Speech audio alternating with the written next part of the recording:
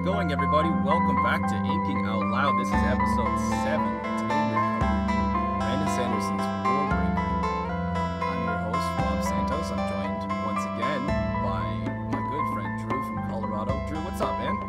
Oh, not too much. It's been a crazy day, but I'm looking forward to talking some Warbreaker. Sounds like it's been off the hook. We were originally going to have 2 guests with us today, but we're no longer going to be having them. Some plans just fell through at the last second. What that means is that Drew and I will be just helming this entire podcast, and we'll be firing back and forth probably quite a bit quicker than these last few podcasts have been in terms of pacing. But that's just because Drew and I are really excited about what we love. Yeah. And, you're gonna have to forgive us because there's no one here to keep us, in line now, Drew. So we just have free reign, eh? Yeah, we can. And this is kind of a fun book to have some free reign with too, because having no guests who haven't read the book yet, where we can kind of delve into stuff a little bit deeper. Especially, we may visit towards the end of this episode. We're not gonna dive in too hard for most of it, just in case some of our listeners are reading this for the first time or haven't read some other Sanderson Cosmere books, but at the end we will be talking about some of the bigger implications and crossover characters and things like that. So yeah, just bigger Cosmere wide, I don't want to say spoilers, but maybe connections here and there. So if you haven't read Warbreaker, the vast majority of this first half, like this first episode based on Warbreaker, is going to be perfectly fine. We're not going to be spoiling too much, but near the end of this specific episode we will be spoiling some Cosmere connections. Am I correct? And that's where we landed on that, right? We're going to be we're going to be discussing wider Cosmere connections from Warbreaker near the end of this episode, but we will put a disclaimer, like we will say so beforehand, so no worries, everybody. And when we get to that, it probably won't be so much like actual plot points from other books, but just I want to talk about some like character stuff and like how characters compare who are in Warbreaker and who show up in other books, and how similar or different they are at those later points. So I think we should start off and just kind of do an overview of what Warbreaker is like, because this is, in some ways it's very similar to what readers of Brandon Sanderson have come to expect, but it is different in a lot of ways too. It definitely stands out from the rest of his work, doesn't it? Yeah, it's the world, I think, is the closest that we have to like a traditional fantasy world. There's not much that stands out as wildly different on Nalthis in ways that like Taldane or Roshar or Scadrial. Good point. That there are these like physical differences with the setting. This is a pretty standard setting. Like atmospheric kind of I see what you're saying.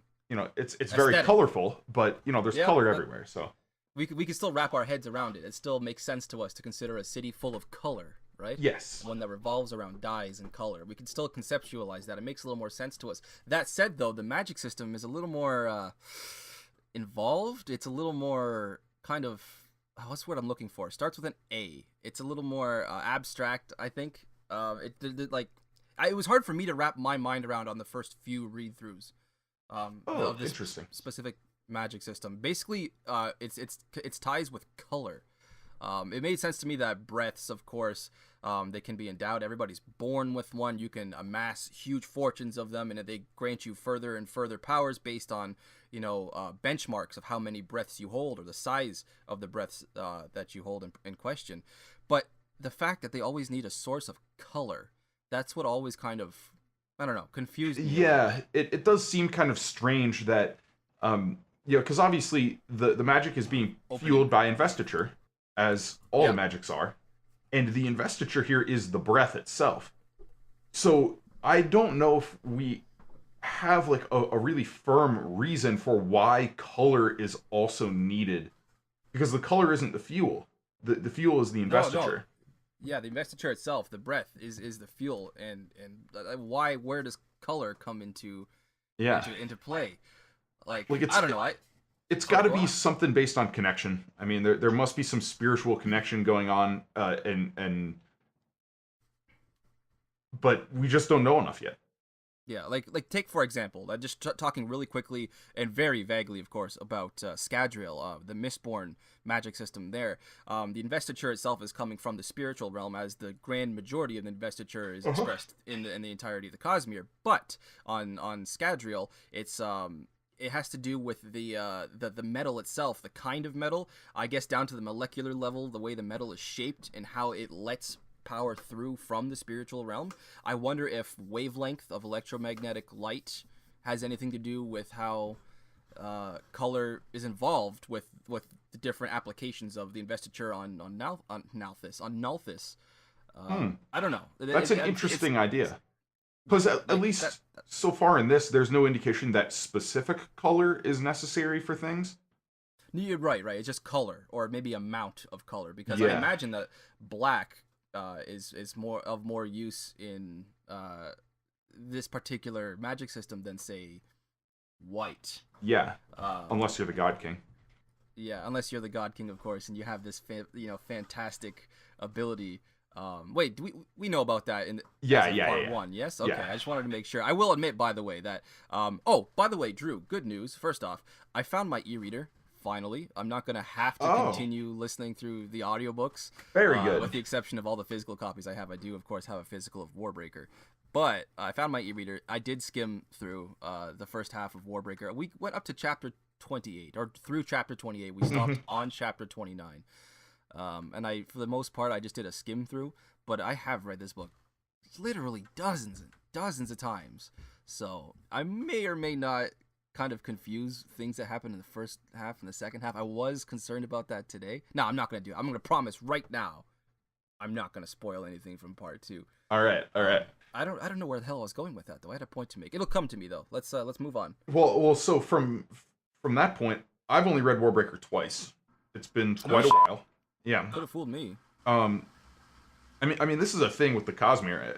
You know, whatever some people online may think, and whatever like kind of perception there is of how many times I've read these books in like the Facebook groups and stuff. I really haven't reread the Cosmere very much. Warbreaker, this is my third time. Elantris, that was my third time. That's insane to me. That's incredible to me because the only reason I can even remotely keep up with you, Drew, is the fact that I've read these books so many freaking times, man. I don't know how you absorb it so quickly. Well, it's a little bit of a facade too because I just follow the words of Brandon very religiously. Yeah, yeah, Um, that's true. but anyway, so because this is my third time reading this book and it's been a little while, there definitely are things that I'm picking up again for the first time, or picking up for the first time, or picking up I again bet. that I've forgotten, and Yeah. it's also like Elantris, I'm finding that I have a kind of a different perspective on the characters here. Um, I think Brandon did a good job in this one, especially in part one, of really obfuscating Vasher's character. Yes. He does a Yes. good job of making Vasher kind of vaguely Sinister. threatening, Yeah. and you're like, I don't know what you're up to. Should I be rooting for this guy? Uh huh. And then you have this kind of like juxtaposition with Ciri and Vivenna going on, and simply you've kind of like Mm. Vasher and Denth going on, where Ciri and Vivenna are the newbies, and then you have Vasher and Denth who are these like hyper competent people that Yeah. we're meeting early on, and they're kind of placed in opposition to each other, even though they're not directly opposed to each other in these chapters, you know? Oh, that's a good point. Because I definitely did notice, and I do want to discuss the kind of inverse fortune relationship that Vivina and Ciri share, but I'd never stopped to consider the fact that each one of them also has, well, I want to say each one of them also has a competent, I guess, help along the way. Ciri is not in any way involved with Vasher at this point, but it's really interesting to note. Where they start their lives in this narrative, each of them. I mean, Vivina, of course, being the eldest daughter of Halandrin. No, sorry, not of Halandrin, of Idris. Dedalin. Sorry. The eldest daughter of Dedalin, and she was supposed to be the one to marry the God King. The whole treaty of peace depended on that, on the fact that she had been brought up, groomed, educated for this specific role. And Ciri started the narrative, of course, as just a kind of unimportant auxiliary daughter. of Yeah. the royal line of Idris. Like, she really was not that important of a character, and she wasn't used to being very important of a person at the very start. But now where we see this going, of course, is that we see Ciri thrust into this position of utmost importance, arguably one of the most powerful women on the entire planet, if not the most powerful. And Vivina is kind of having to struggle with this kind of push into irrelevance. Obscurity, exactly. I actually wrote, that's the word I used down here in my notes. So we landed on the same note on that part, at least. Yeah, and actually, so that's obviously like that. This is a big theme in the book is the role reversal that and the swap, which is by no means a unique plot device. It's something reliable. that's pretty common, but it's done in a really clever way here, where it's not just the swapping of roles, but both of them are fully removed from their original comfort zones. Yeah. And not and in both a physical and an emotional sense. It's not something like the Parent Trap, where they swap roles, but it's like, oh well, you're still like more or less living a similar life, it's just like with different people. No, like it's a complete culture shock. Yeah, it's a fish out of water scenario in every sense of the So phrase. there's a twist on it, and Brandon actually does a really interesting thing, where you have this overarching theme for the whole book, and then unfortunately I don't have my book with me. Again, it's been a crazy day, but I think it was chapter 2 or chapter 3. Ciri has been chosen, Syria has been sent off, and for the whole chapter it alternates points of view between Ciri and Vivenna. And it starts with Ciri in the coach, and she's freaking out. She's absolutely losing it. She's Understandably terrified. And Vivenna is like coldly, sort of analytically, in her first scene, thinking about like why this happened. Yeah. And then it goes back to Ciri, and she starts to be like, okay, all right, I gotta like take a deep breath here. I'm still freaking out, but I gotta like, I can't just lose myself here. And then it goes to Vivenna, and Vivenna starts freaking out. Does it really? And the progression of the chapter, the two characters start in opposite positions and end in opposite positions, but they're switched. Where at the end of the chapter, Ciri has at the end of the chapter, Ciri has like, she's still scared, but she's gotten herself under control, and she's like started analytically think about like, oh well, what about this about Halandrin, that maybe that's going to be fun, or like maybe I can use this to be more comfortable. And then Vivenna is like, she has her discussion with their sister, and she's freaking out, and she's like, I gotta up and leave, and I gotta go save Ciri, and she's being the impulsive one, which Ciri has never been, or Ciri has always been. I suppose it kind of foreshadows their whole transformation throughout the book, doesn't it? Yeah, so that one chapter, I think, is like a microcosm of the main themes and the main character arcs with Vivenna and Ciri. Of course, that's not the entire story. There are things that happen in in the climax in the latter half of this book that don't align one-to-one with the sort of miniature character arcs that we have in that chapter. But I thought that was a really clever thing that Sanderson did there, that he established an expectation in the first 2 chapters with what Ciri is like and what Vivenna is like, and then he flips them in the span of 1 chapter. Yeah. I hadn't picked up on that. That's a pretty astute way of looking at things. I'm definitely going to look at it differently next time I pick up this book for another reread. And while we're in familiar territory now, do you want to just start discussing our impressions on each individual character, or at least I do. Main viewpoint characters? I do. Okay. And I actually want to start with Dedalin. I sense a but. Dedalin? Okay. We get, I think, just one point of view from him in the whole book, and it's not at the much, beginning. that's for sure. And then he shows up in like one other scene, but it's Vivenna's point of view. Dedalin is framed as a good guy. He's ostensibly framed as a decent human being. That he's like, he's this king who's doing his best for his people, and like he's in a hard place, but he's doing his best, like that kind of thing. Okay. I think Dedalin's kind of a terrible person for what he does No, here. that's why I was a little hesitant because I was waiting to say my piece. I was like, is he though? Because he seems kind of Like like a callous he's dickhead. framed in this way, but I don't think the substance actually matches the Yeah, perception. actions speak quite a bit louder than words, as the adage goes. Yeah, Right? like not only, I mean, it's an utterly selfish thing that he does by choosing to send Siri instead of Avena. Is it though? Well, yeah, you're right. No, sorry, you're right. It absolutely is because Vivenna was the one that had been trained into that lifestyle. And Yeah, obviously, he even talks about Devlin. how he's not just upsetting the order of things by sending Yeah. Siri instead of Avena, so like he has an untrained daughter going to marry the God King, but it's also going to upset the whole succession of Idris, where he's been training his son, the second born, his whole life to take over as king, Hmm. and now that's all thrown out the window, and he's like, no, Vivenna's going to be the queen. Yeah, and we don't really Because get a whole he lot of. favors Vivenna the most. And we never. It's something that Sanderson did in this book. I'm just now realizing that on the subject is we don't really get any kind of point of view or information or anything from Ridger, I believe is his name. No, we don't. The son. I Mhm. mean, that's still some fertile ground upon which to sow some narrative seeds there. And I guess Brandon just didn't decide that Ridger deserved a viewpoint in this book. Like he's not really Yeah. an important character. And I think it's important to note that not every character has to be important, even if they're in an important position. But it wasn't until you brought up that I totally forgot he even existed until you just brought him up. I was like, oh, that's right. There's a son involved in the royal line of Idris. But yeah, Dedalin, he ostensibly does this for the good of Idris. Because Vivina, I don't know if I've been pronouncing her name two different ways. Vivena. Vivenna. I'm just gonna pick one right now. Vivenna. That sounds Yeah. good. Let's make it a softie. Vivenna being groomed for this position her whole life, she's going to be way more educated, more calm, more proper, more logically endowed on the surface at least.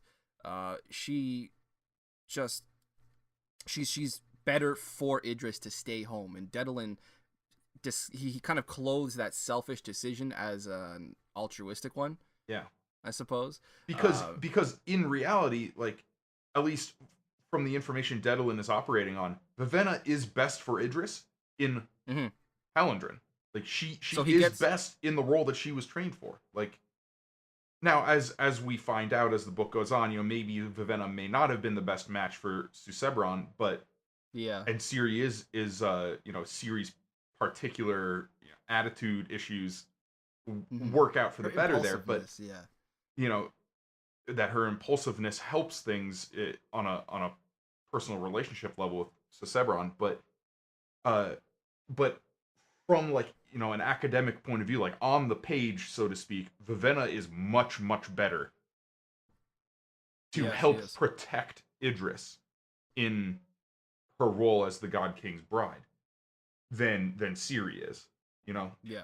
Or but I mean, Vivenna could also with her knowledge and experience and her education and leadership could also be a much bigger boon to Idris if she were to become their queen rather than because but Ridger was the one who was trained for it. Yeah, you're right. No, again, just because I forgot that Ridger even existed, I was making a false assumption there. No, thanks for pointing that out.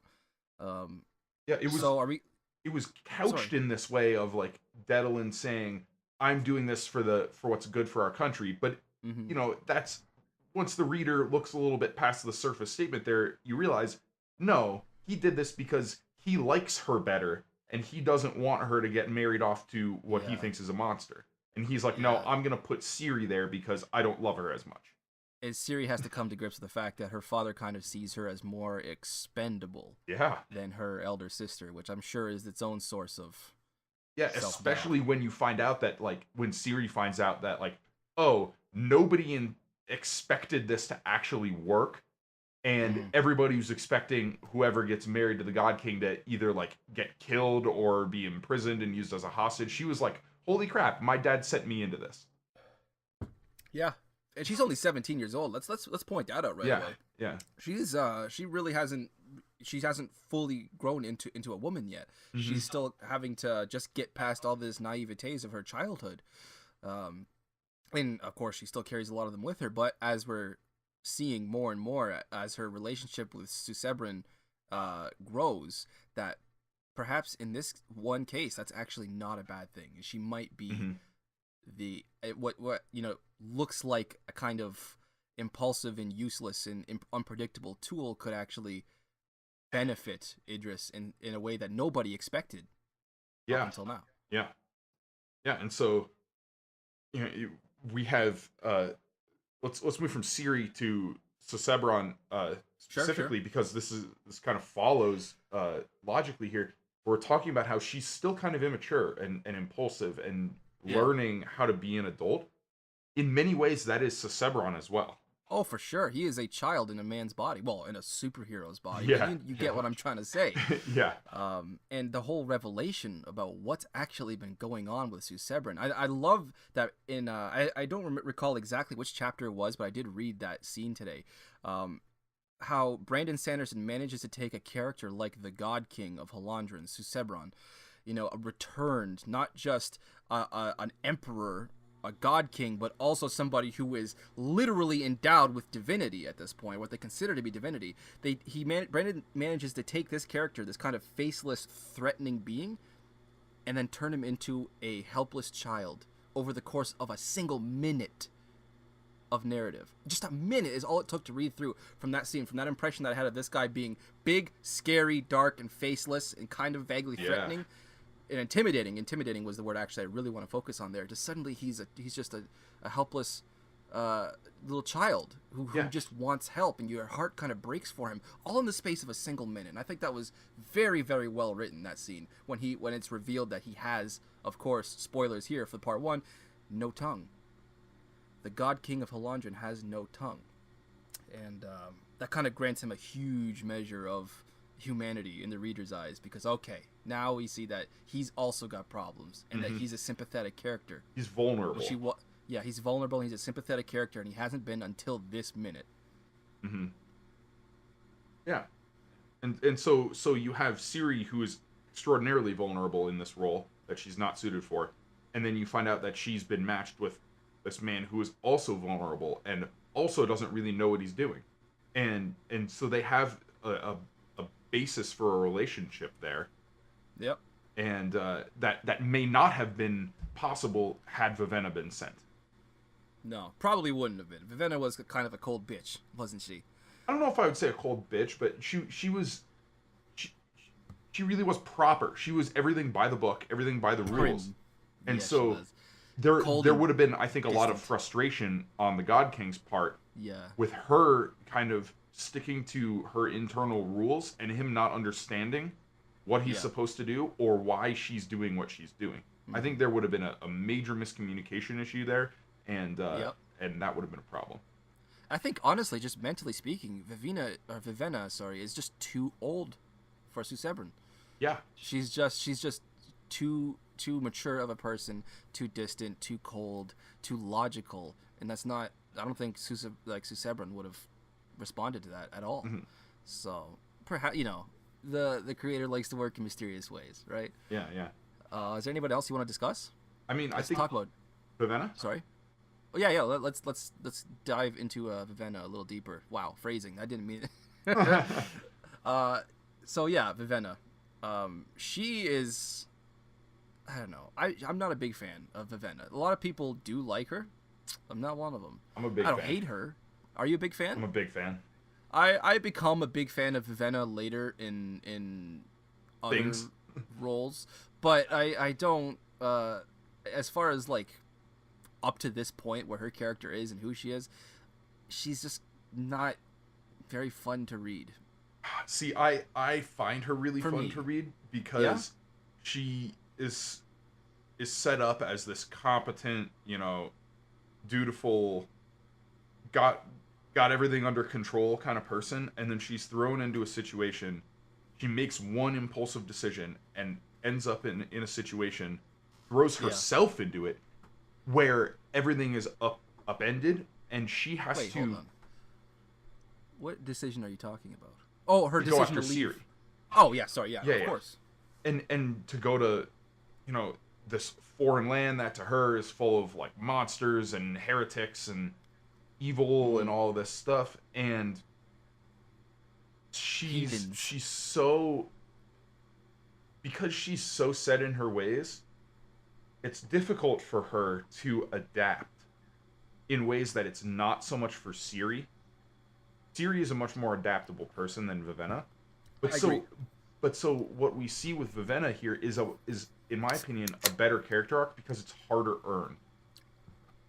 Okay, that's fair. I'd agree. Hold on, I'm just sorry. I'm just pouring a beer here, and I'm trying not to let it fizz up over the rim of my glass here. We're still talking about Vivina, yes? Vivenna? Oh my god, I'm gonna keep doing that. Everybody, We're not Drew, on cell. We're not on cell. You don't need to pronounce the vowels hard anymore. on Cell. What do you mean? Elantris, Oh, Seirini. Cell, the planet. I thought you meant Cell, like Cell. I'm like, no, we're over webcam and Facebook. Duh. No, okay, got you. No. Yeah, I guess we could do that, but I could just hear people going, "This guy keep pronouncing it different way." I mean, I would be that guy if I was listening to another podcast. Just so everybody knows, I'm aware that I'm doing that. I'm not trying to do that, but deal with it. Come at me, bro. But is there anything else you want to discuss about Vivenna? Oh, you know what? There is one thing I wanted to discuss about Vivenna. She has, in this book, and this is something that Brandon Sanderson in particular as an author I found is he's really good at doing, is presenting a lot of internal conflict with a character based around their religion specifically. He does that very, very well. And in this book, in Warbreaker, a lot of it takes place inside of Vivenna's head because she has been brought up as a devout follower of Ostrism. And a lot of her actions and what the choices that she's being forced to make are very hypocritical of her religion, and she's having to come to terms with that. There's a lot of internal dialogue or conflict, I want to say. And there's a quote that I wrote down here. Let's see here. Scene where Ciri finally saves his chance. Of course, Sanderson. Okay, so yeah, of course, being a Sanderson novel, his characters, Vivenna this time, have been building internal conflicts about the religion. In chapter 25, Vivenna comes to the realization that Ostrism is potentially leading her to make hypocritical judgments. And I quote from the text, "The 5 visions taught that she must try to understand others. They told her not to place herself above them. And yet, Ostrism taught that what Jules had done in selling her breath as a child was an abomination. The two seemed contradictory. To believe that Jules was wrong to place herself above the woman, but yet to accept what she had done was to deny Ostrism." So she's got this whole internal conflict centered around her religious upbringing and what she's been led to believe up to this point in her life. You see that, of course, with other characters in Brandon Sanderson's Cosmere. I just want to point out what a fantastic job he does at balancing that. Yeah. That's a good call. And I kind of want to, maybe moving away from characters a little bit, but and going into the world building, specifically the magic and the religion here that you're bringing up, and a major character point with Vivenna where, she's forced to take this huge trove of breath, and which she, against her will. Yeah, she sees this as, heresy. It's awful. It's evil. All of that. But when we take a step back and look at this from kind of a writing perspective, this little element of world building that Brandon does here, and this is one of the things that I think Warbreaker is a standout with Sanderson more than any of his other series, is it's like the Rune Lords with David Farland, where he does a really good job of integrating the magic system into all aspects of society. That it has religious, social, economic, philosophical implications and ramifications. Yes. And like when it was great when you were talking earlier about how, with breaths you can amass these great fortunes and it affects your social status and stuff. And I was just laughing internally. I'm like, this is exactly like being a Rune Lord. Yeah, absolutely. And like being a Rune Lord, you're taking something from somebody else. You are leaving somebody else, lessened. Now in this, you don't have, people with greater amounts of breath aren't, forced to take care of or protect the people whose breath they take. So it's not quite as fully fleshed out as what Farland does in the Rune Lords. Well, but it has to stand out a little bit. It's Yeah, it's very similar. similar. I mean, it even uses the same name, endowments. Mm-hmm.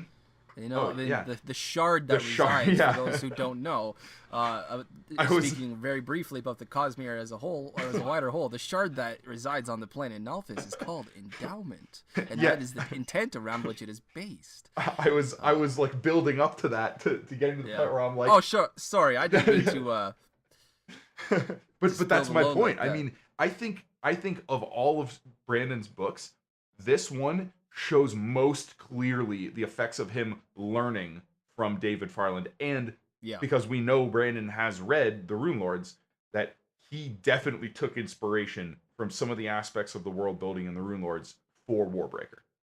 And I wonder why it took so long, because Warbreaker is his fourth published novel, I think. It came out in '09. We only had Elantris and the Mistborn trilogy up to that point, I think. I think it was the first book published after he was announced as as the finishing author of the Wheel of Time. No, that would have been No, Hero no, of Ages. yeah, That would have been Hero of no. Ages. Well of Ascension came No, out. Well of Ascension, because that was '07 when Robert Jordan died, and Well of Ascension came out later that year. No, that's my mistake. But I mean, you'd think that more of his influence from David Farland would have showed up sometime in Elantris, sometime in the Final Empire, Well, or I think there's certainly at some least influence to this there, degree. but I Yeah. also think he got better as a writer and he learned better how to implement these things that he Hmm. learned. Uh, and this is also something I would a comparison I like to make with Warbreaker is that Warbreaker and Elantris are very similar books. Uh, There. both in character arcs and in structure and in themes.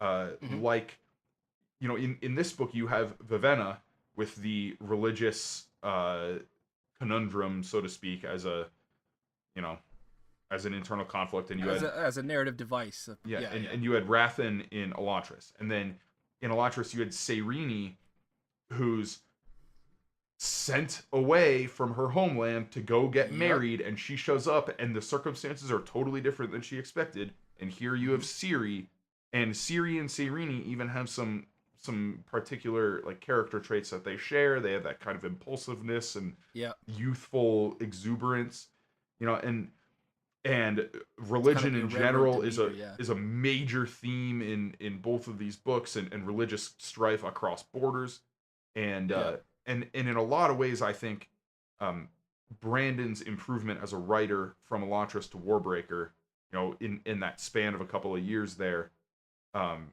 is noticeable. Yeah, and Where I don't want anybody to be thinking that we're comparing the two too much and that we're saying one was really blatantly influenced by another. I want to point out that this is something that we see happen a lot in fantasy as a whole. Like oh take the Wheel of certainly Time, one of the greatest, in my opinion, and I'm sure in your opinion as well, Drew, like the greatest currently finished epic fantasy series on this planet. Uh, yes, the Wheel of Time was heavily influenced, of course, by The Lord of the Rings. A lot of people have realized that The Eye of the World shares a lot of similarities to The Fellowship of the Ring, I think it is.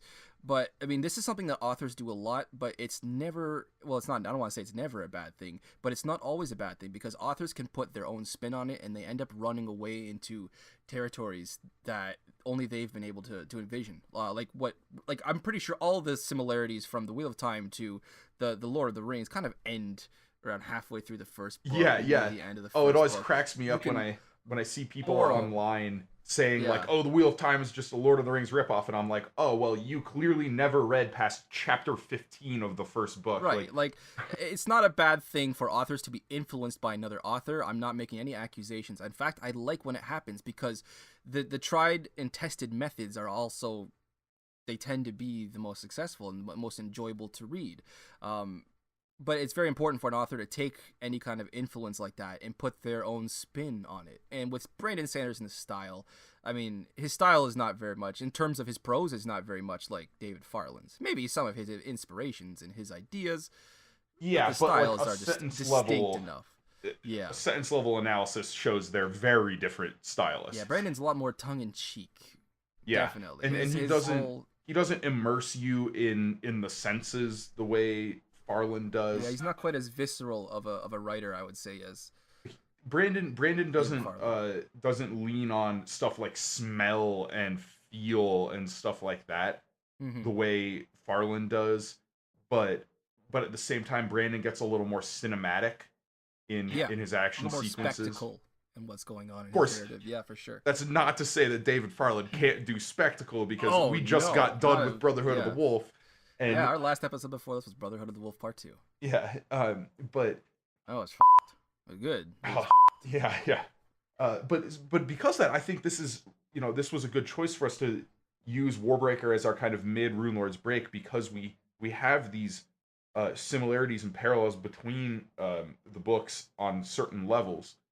So it's sort of a natural transition point in the yeah, middle of the series. yeah. Um, there were actually a couple characters that I wanted to briefly discuss that we actually never got a chance to, and we're only 30 minutes into the recording at this point, or 30 and change. I actually did want to briefly discuss three characters, minor characters in this book. Okay. Number one, Denth.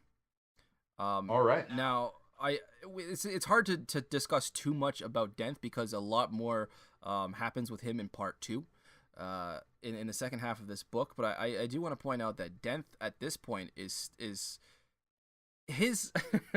When I was reading Warbreaker for the first time, I decided that Denth was my favorite character in the whole in Brandon Sanderson's books. At that point, he's very, very not intimidating, but he's very confident. He's very sure of himself. Yeah. He's very mysterious.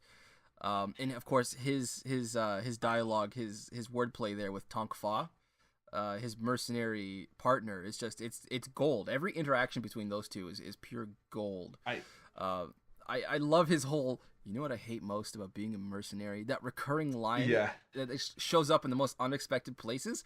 I love it. I loved it. Just from an aesthetic writing point of view, it's a very enjoyable, and that honestly, and I might piss off somebody by saying this, it's kind of the only reason that I like Vivinia's chapters at all at this point, is because we get a lot of Denth and Tonk Fa at this point. I mean, I do. How about you? I do like Denth as a character a lot. I think he's brilliantly written. In a lot of ways, he reminds me of Kelsier from Mistborn. He does, doesn't he? I hadn't realized that until you said that. He has this kind of air about him. He has this sort of charismatic aura. Forced joviality, hiding a deeper, darker anger. Yeah, yeah. And it's funny, because he is a mercenary. He goes off and off and off about it. Like, it's not glamorous, but even beyond that, like, we know, like, as readers, that the idea of a mercenary is kind of inherently dirty, Yeah, it's got a stain. And so it gives you this feeling with Denth where it's like, yeah, he's fun, but at the same time he's dangerous. Yeah, he is, isn't he? And then we have, without going into spoilers about Mistborn, but we have, quotes from Brandon Sanderson where he's talked about in interviews and question and answers at signings and stuff, where he said that in a different kind of story, Kelsier could easily be the villain. Yeah. Where Kelsier has the same thing. He's fun to read, but he has this dangerous side to him. He's not all of his sharp edges are covered by that personality. By no means are they. Yeah. And so it's in some ways I almost think that Denth is better written than Kelsier. Where the humor, and this is something, listeners, just get used to this. Whenever we're reading a Brandon Sanderson book, it's probably going to come up. Most of us are not big fans of Brandon Sanderson's humor. He has his moments, but I know Rob agrees with me on this. It gets to a point where it feels like Brandon is forcing it.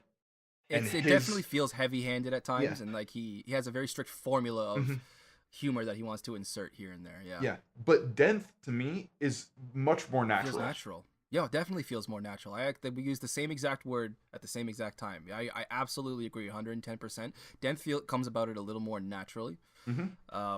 And that's about all I want to talk about with Denth for now, because we have a lot more to talk about in part 2. Oh, yes. We definitely will. But there's actually still 2 more minor characters I wanted to get out of the way. These will be a lot faster, though. Okay. Number 1, Light Song. Holy shit, Light Song. Okay. he was my favorite Cosmere character for many years. Oh wow. The idea, like, I would just love to see that look on Brandon Sanderson's face when he conceptualized the character, the god who doesn't believe in his own religion. Yeah. What a winning comedic gold strike he got with that idea. That's perfect. Like, Lightsong is a 7-foot tall, inhumanly endowed with muscle, tone, fitness. In every way, he is a divinity. He possesses a splinter of endowment, harkening back to the magic system. Yeah, divine breath. A very, very, very sizable splinter of endowment, a divine breath that grants him at least the abilities of the fifth heightening, perhaps more. He is a god. He is immortal. He cannot even be poisoned. He can't get sick. And he's just so blasé about it, so irreverent about his own divinity that he just spends all of his time entertaining himself by making fun of those who take him seriously. And I love love that character. I love it. This goes back to what I was just saying about Denth here and Brandon Sanderson's humor. For the most part, I think he nails it with Lightsong and Blushweaver. Like, yeah, he does. Like, it's the same style of humor that I kind of bugs me with some other characters in other series, but it works here. Lopin. Sorry, go on. Oh God. Oh, that bitch. Anyway. Yeah. So, but their witty banter in this is actually witty. That's my biggest thing. Is that a lot of Brandon Sanderson's so-called witty banter isn't really very witty, and it falls flat to me. This, like, they do great stuff with, like, plays on words and puns and things like that with Blushweaver and Lightsong messing with each other. Yeah. But what makes it great is that when they're messing with each other, there's always an undercurrent of something more going on. Some respect and some yeah, absolutely.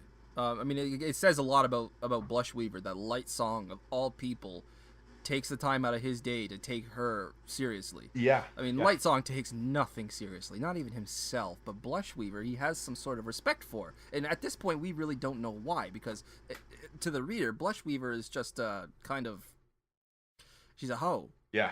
You know? Like, I'm sorry, there's no way to sugarcoat it. She's just kind of she's a goddess. Yeah, what does she say? There are only 3 people in the whole court of the gods that she won't sleep with? Like, yeah. Yeah, no, that she would, that she. No, there are 3 that she would not. Like when she's first flirting with Lightsong and she propositions him and he says he's like, that's not flattering. You would sleep with anybody, and she's like, oh, there are at least 3 that I wouldn't. Is that what she says? Maybe I've been reading that scene wrong this whole time. Yeah, I could have sworn that she was saying there's only 3 people that I would consider that I have, and my whole personality is just a facade. No, because Lightsong talks about how, like, it's common knowledge that she sleeps with, like, many of her priests all the time, and really, I didn't think she was that much of a hoe. Oh no, oh my God, she's a hoe. Hey, use what God gave you, girl. Power to her. Use what God gave you. I guess. What Edgley gave you, endowed you with, perhaps? Yeah. I don't know. We don't know that that's the name of the shard holder, right? It is. Edgley is the Oh, I thought that was just like a popular, like the most popular theory, but it hadn't been confirmed at this point. I would have to double check. I mean, it has to be. It has to be. It's just it hasn't been confirmed, right? Keep talking. I'm gonna hit up Arcanum real quick here. Okay, well, while Drew does that, and I'll just really quickly discuss this third character, this minor character that I wanted to get out of the way, Nightblood. Nightblood, and that's Nightblood is a character, of course, and of course, I was going to say those who haven't read the book don't understand why I'm specifying that, but no one's going to be listening to this podcast if they haven't read the book, so I can just go willy-nilly, at least about part 1. Nightblood is a sentient sword with a childlike personality that speaks into the heads of those who are wielding him, and he's corrupted. And it's the idea of a sentient sword. I mean, at that point, I hadn't read Archive at all in 2009. That hadn't been released yet. But I loved that character as well. And Nightblood has got this kind of sinister air about him, and this kind of terrifying childlike naivete that's just chilling to read. Like, he obviously has a very, very basic intelligence, rudimentary sentience. He's not a fully fledged personality, but he's kind of presented as one, and he speaks in Vasher's head. I think he kind of is a fully fledged personality in an elementary sort of way, like in a very basic. he Yeah. has a voice, like, and not just like the fact that he speaks, but like there's a distinctive voice for Nightblood that when True. Nightblood If talks, you know it's Yeah. Nightblood. Like, I will say that if Nightblood says something out of the ordinary for Nightblood, you would notice right away. You're right. He actually does have a kind of I think he has basic personality. character set. Anyway, Yeah. so I'm on Arcanum right now, and Good, we good. do have general signed books from 2015. Is Edgley endowments holder? And Brandon said yes. Okay. So it is Okay. confirmed. Okay. I learned something new today as well. God damn, that's a good beer. I can't wait to talk about what we're drinking today. Oh, I can't either.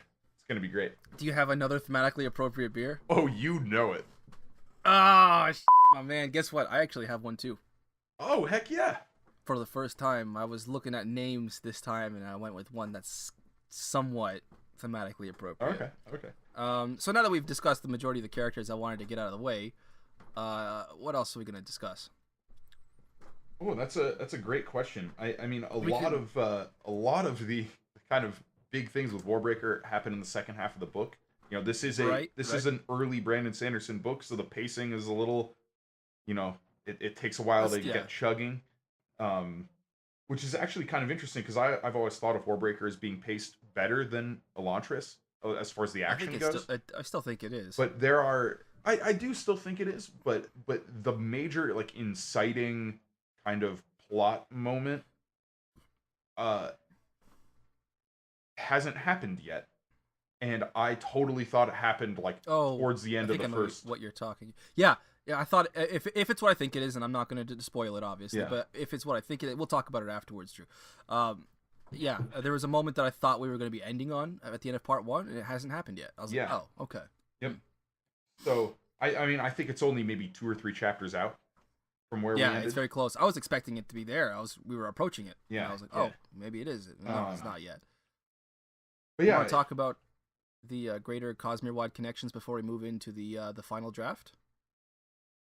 sure. Or do you have? I mean, if you have more talking points, by all means, throw them at me. Let's get it done. I think I'm pretty far through my talking points for specifically this book, but if we move to Cosmere stuff, it's going to be kind of retreading some of the character things that I talked about earlier and making some comparisons. So do we want to just go ahead and dive into that?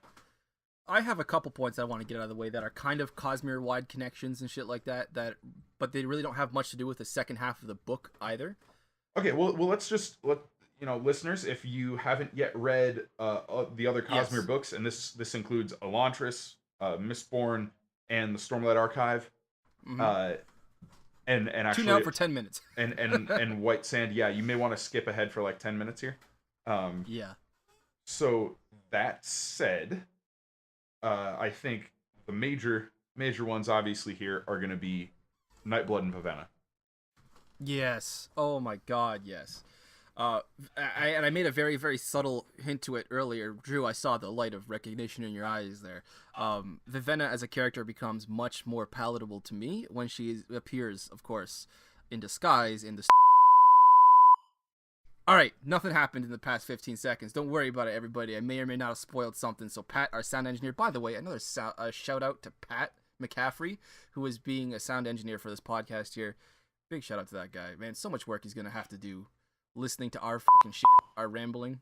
Sorry, I'm getting a little buzz from this beer now, too, so things are going to get interesting. Wait, what was the point I was just trying to make? So we're talking about Vivenna and her character. Yes. And yes. how... So the major thing is that, at least at this point in Warbreaker,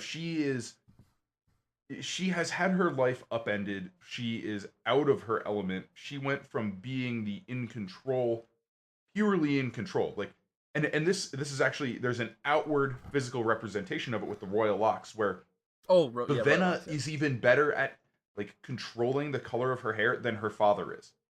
Vivenna is the one who has utter control over her emotions, and like. I don't remember it being specified that she was better at it. He talks about talent. it. Yeah, and like how her father like struggles to maintain his hair color around Ciri and stuff like that. And anyway, because he would get angry. But with Vivenna, she's the one who's completely in control, and then now she's away from all of that. She no longer has control, And it becomes a thing with her in this book where she struggles to maintain her hair color. Yeah. And the Vivenna that we see in the Stormlight Archive is this awesome balance between Mm-hmm. the Vivenna that we get at the beginning of the book and the Vivenna that we see in the middle of this book, where she has like some of that impulsiveness and some of the like almost a greater appreciation for life and for living, Well, she's learned some lessons, absolutely. but she has regained this control and on a big scale. I'm again not going to go into spoilers for the Stormlight card, but like she is in control of things. Like that's a Yeah. defining character trait for Vivenna is her ability to step into a situation and gain control. Mm-hmm. And so I think that's something that we should be, keeping an eye on as we go through the next half of Warbreaker, about how Vivenna handles situations where she doesn't have control, or how she gets control in situations. Speaking of control over one's kind of uh, divine attributes, if you want to put it that way, there was a moment I noticed with Light Song that stuck out to me on this read through Hmm. that I hadn't picked up on before, and it might be nothing. It's just something that Brandon Sanderson readers, especially if you've read enough of his work, he does this to you. You start looking at tiny little details and you start drawing volumes of information Yeah. that are probably incorrect, but those rare times that you stumble across something, you make a prediction, a theory, and you turn out to be right, they make it so worth it. Those moments are so worth it. So here's one of those moments. It's a small little detail I picked up on, probably means absolutely nothing, but I'll leave it to the listener to decide. Um, there is a point in the scene where Light Song has to turn away a dying child to keep his own life because the people who make who what's the god damn it, there's a word for it, not suppositions, people who ask for Oh, just uh, uh, bounties from their god. They uh, ask their god to kill supplicants. themselves. Supplicants, yes, thank you very much. uh when there's a supplicant with it's a crying mother with a dying child, Sanderson shows us immediately like how it is that many of these gods, even with their lavish lifestyle, can choose to give up their privileges and serve their people and just dying despite the privilege, the lives that they have and how easy they are. But in that same scene, there's a moment when the colors in the room flare brighter in response to his emotions. When Light Hmm. Song has a particular feeling of guilt and it hurts him inside and he has an emotional outburst and he kind of loses his cool, the colors in the room very specifically kind of flare brighter. Now, Interesting. it could be nothing. We haven't seen that really happen elsewhere You in the know, book where a big emotional outburst kind of affects a person's kind of power in their investiture or the I potency of it. uh, after this, look up which chapter that's in and fire it over to me. I wonder, and I just realized I should have done this while I was reading. I want to look at the annotations for Warbreaker on Brandon's site and see if there's anything that he talks about in that scene. Yeah, see, I was just reading it on the e-reader, and each chapter at the very end of the Kobo version conveniently has, like at the end of chapter 28, also conveniently has a link to the annotations for chapter 28. No way. And you can just at the end of each chapter read the annotations for it with a single press. It's downloaded as part of the book. You actually have Oh, it that's super on the cool. electronic version. Yeah, it's actually really convenient. I Huh. was going to read those too, but I just I didn't have the time to read the first half of the book Yeah, I and all should have I the should have done that. annotations. I feel like we're probably like missing out on some like great talking points by not. That's okay. We can do it next time. Well, for the next episode when we wrap up Warbreaker. There's Yes. Yeah. another scene where, again, this is, since we said about 10 minutes it's going to be of spoiler talk with the rest of the Cosmere connections. We have about 3 minutes of that left. I want to just point this out really quick before we kind of pass that and people run the risk of tuning in and hearing an accidental spoiler for the rest of the Cosmere. The scene with the painting, and you know what I'm talking about. The scene with the Yes. painting, the Battle of Twilight Falls. Okay, let's see here. I'm just reading through my notes. Okay, so the painting of the Battle of Twilight Falls, without getting much into greater Cosmere-wide connections, is a small detail I noticed during this particular read-through. the sword held by the vaguely feminine figure. And this is, of course, portraying the Battle of Twilight Falls, which is supposed to be the battle that ended the Many War years and years ago. Yep. The Light Song is able to see with his powers, his abilities from the third heightening that he has. It's the entire painting's in red, and most mortals can't distinguish things. It's not purely red though. It's not purely it's in shades of red. But there is a figure wielding a black sword towards the sky. And what I wanted to focus on here is that it seems, black sword, Nightblood.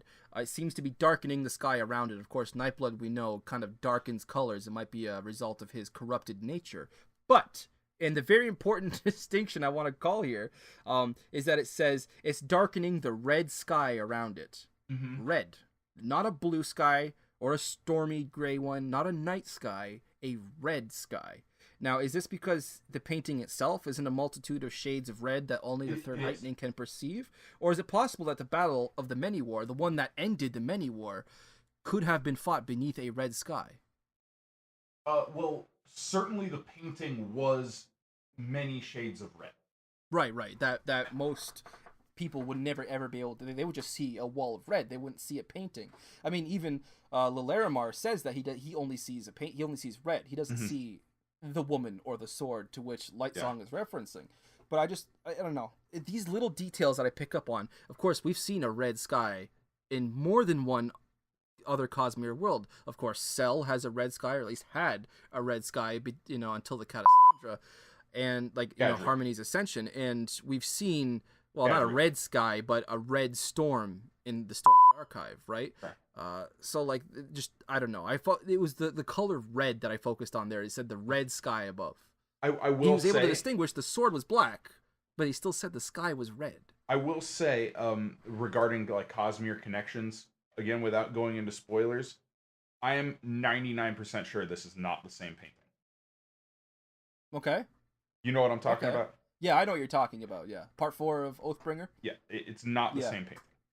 Okay. The one in Oathbringer it's mostly red, but it is specifically described as having white and black in it as well. Well, this one is specifically described as having black in it for sure. No, he sees it, but the whole thing is in shades of red.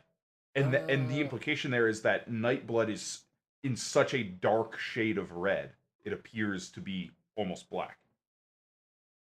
But that wouldn't appear almost black to a normal. People without divine breaths see the other painting and see other colors. So I don't think it's the same painting. It's the other colors thing that I can't wrap my head around, because to me it would still look like that color to a regular mortal. Yeah. But I'm sure at this point we're just talking semantics. Yeah. Is there anything else? Because we're right at the 10-minute mark. Is there anything else before we go into the final draft that you want to discuss about greater Cosmere-wide connections? No, I think we should hold off on further Cosmere connections until the end of the next episode. Perfect. Okay, sounds good. So let's dive into the final draft.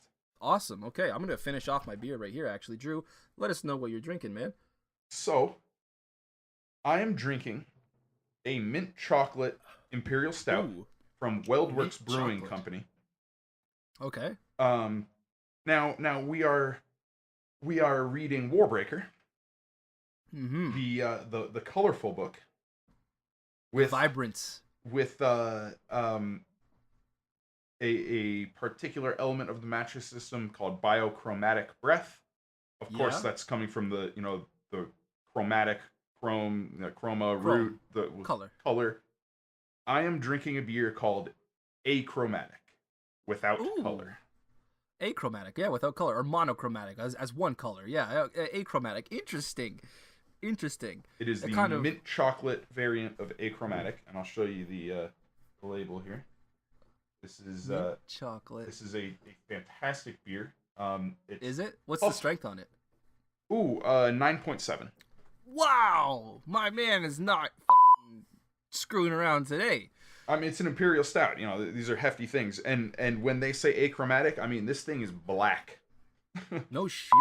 It is black. Damn.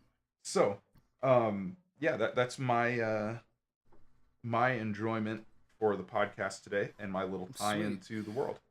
Well, I went to the grocery store, and I don't know if I've mentioned this yet, but buying beer at the grocery store, especially a bunch of craft beers, is not something that we've been able to do here in Canada for a while.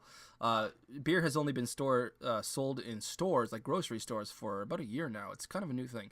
Sure. But I was there, and I was able to see a lot of beers and look at the names, and I found one that kind of made me chuckle. I was keeping Warbreaker in mind today, and we were discussing Nightblood.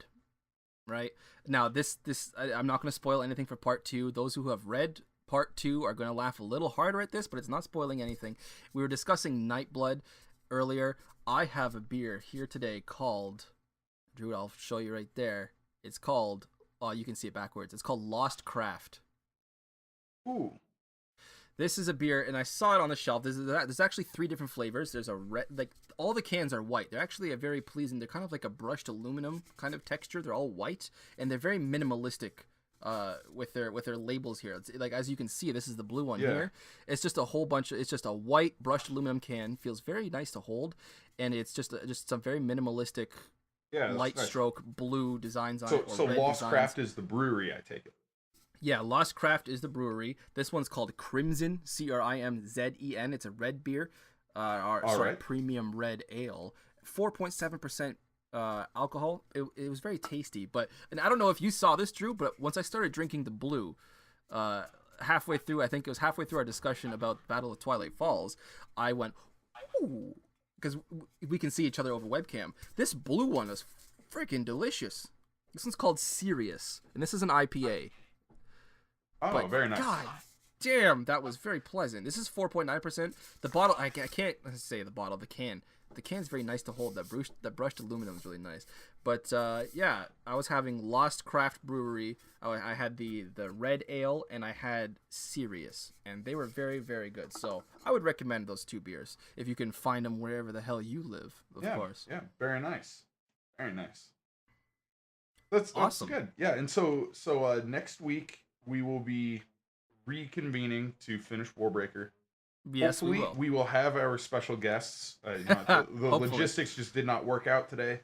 I mean, yeah, it happens. But so next week we'll be wrapping up Warbreaker, and so as usual, thanks for listening. As usual, thank you so much, everybody. Reconvening next time with Warbreaker Part 2. Tomb Part 2. This has been Inking Out Loud, Episode 7. Thank you so much for listening, everybody. See ya. Adios.